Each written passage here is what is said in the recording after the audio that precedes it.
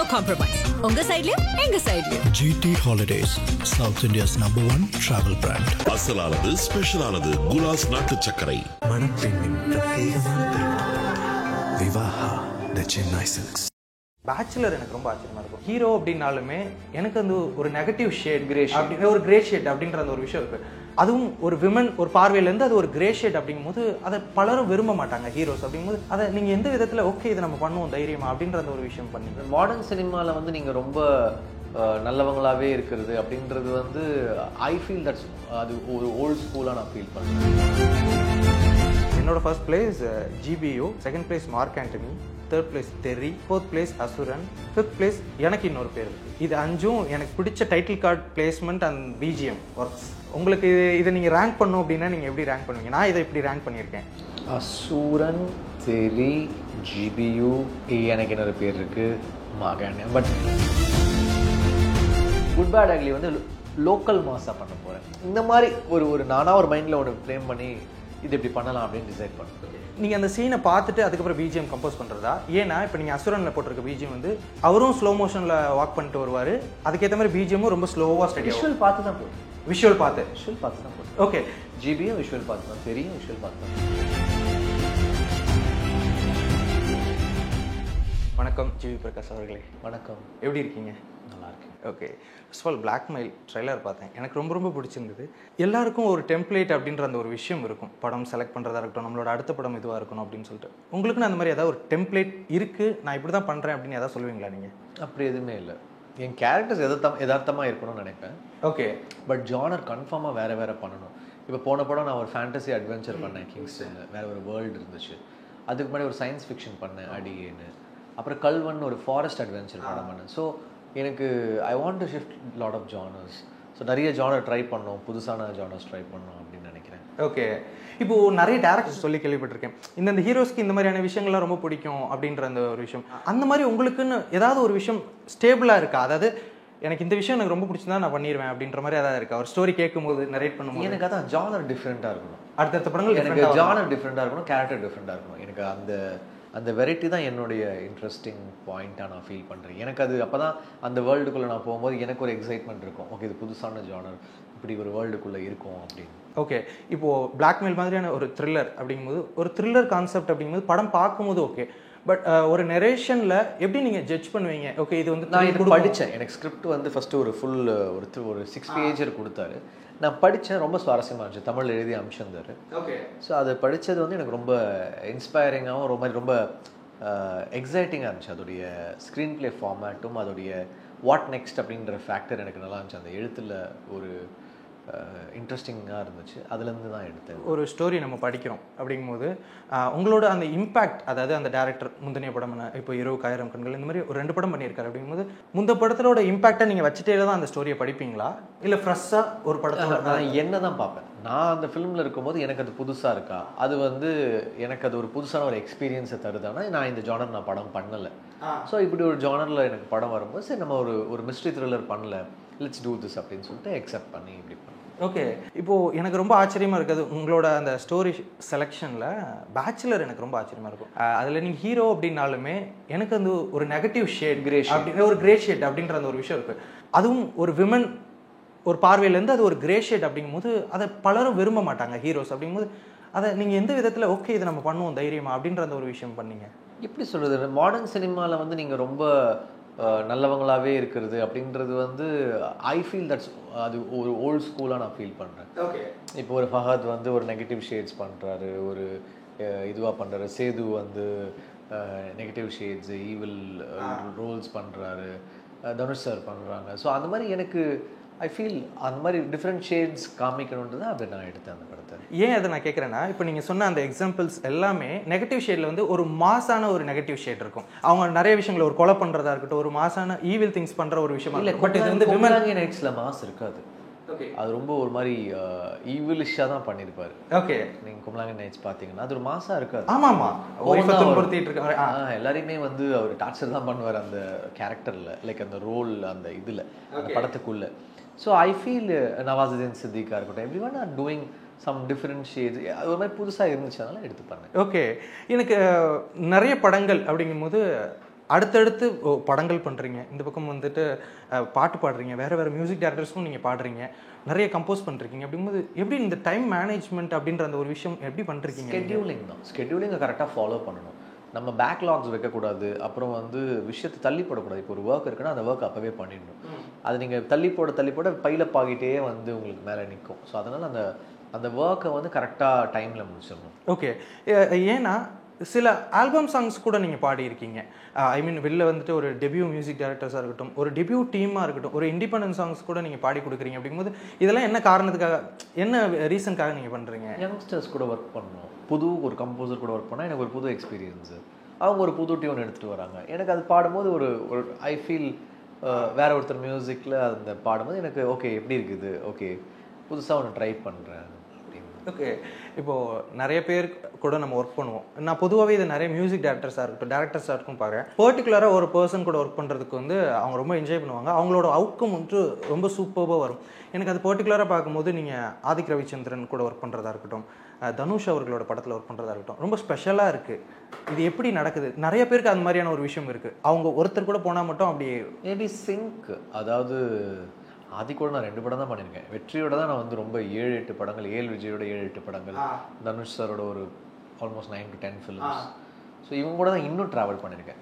So அப்போது என்னென்னா maybe ஒரு சிங்க், ஒரு தாட், மைண்ட் வேவ் லென்த், ஒரு விஷயத்தை அணுகிற முறை, நான் அணுகிற முறை அவருக்கு பிடிச்சிருக்கலாம், அவர் அணுகிற முறை எனக்கு பிடிச்சிருக்கலாம், எங்கள் காம்போ ஆடியன்ஸ்க்கு பிடிச்சிருக்கலாம். ஓகே.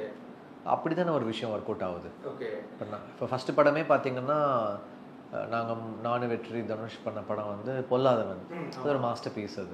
அதுக்கப்புறம் ஆடுகளம், அசூரன். ஸோ அது வந்து ஒரு காம்போ செட் ஆகுது. அங்கேருந்து ஆடியன்ஸும் அதை கேட்குறாங்க அப்படின்ற போது அந்த மாதிரி. Okay.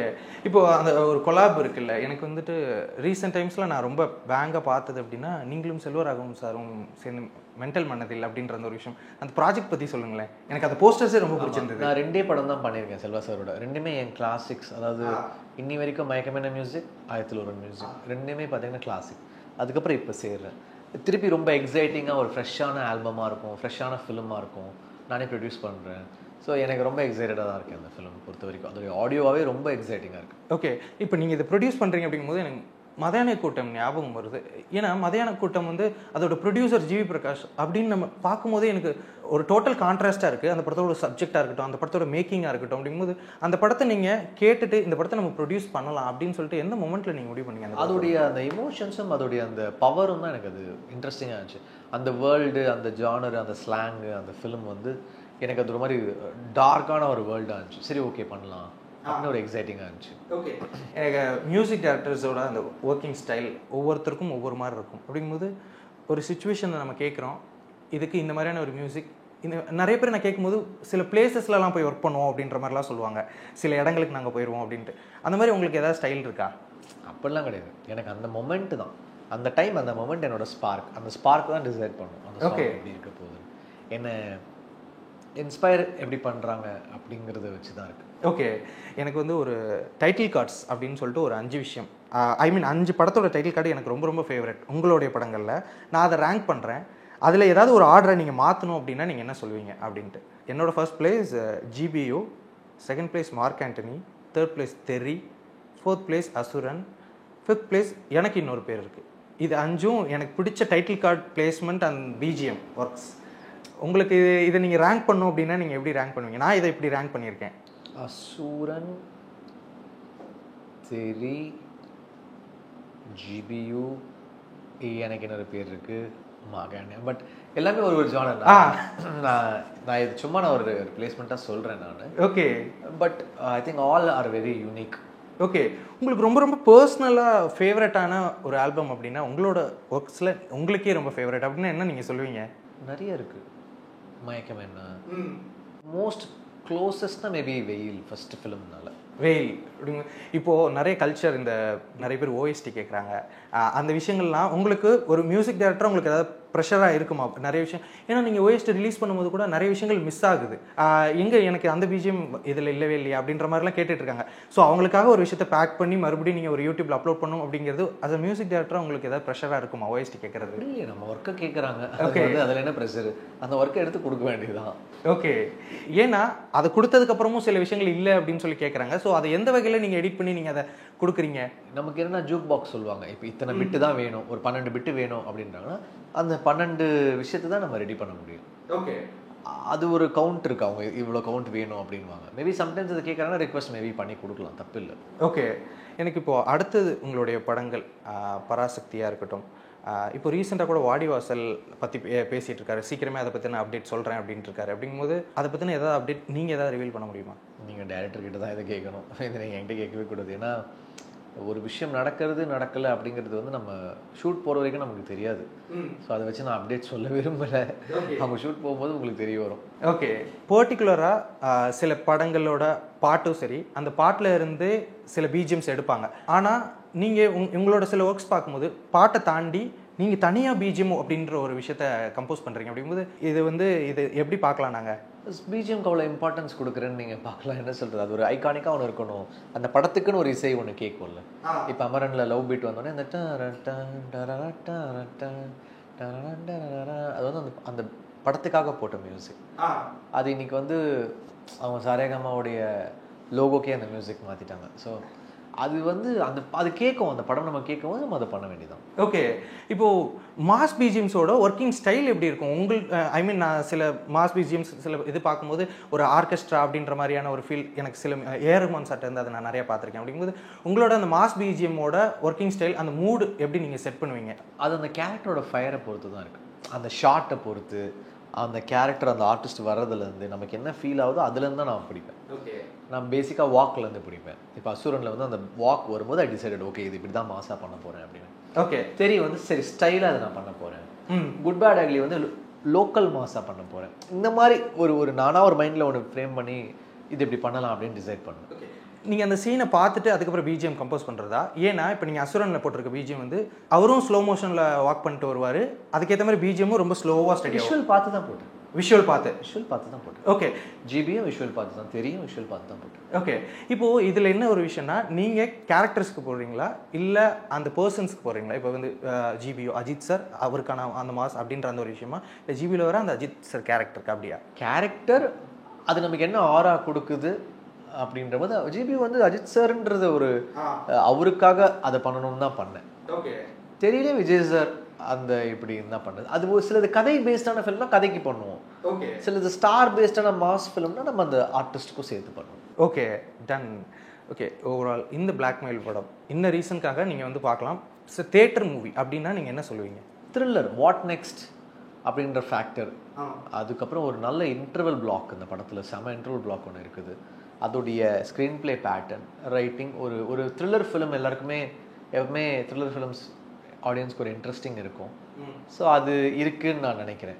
Okay, thank you so much for the interview. And இந்த பிளாக்மெயில் திரைப்படம் மிகப்பெரிய வரவேற்பு பெறணும் அப்படின்னு சொல்லிட்டு சினிவலகம் சார் பார்த்துக்கிட்டு thank you so much. Thank you. No compromise. உங்க சைட்லயும் எங்க சைட்லயும். GT Holidays, South India's #1 travel brand. அசலானது ஸ்பெஷலானது குலாஸ் நாட்டு சர்க்கரை. மணப்பெண்ணின் பிரத்யேகமான திருமணம் விவாஹா தி சென்னை சில்க்ஸ்.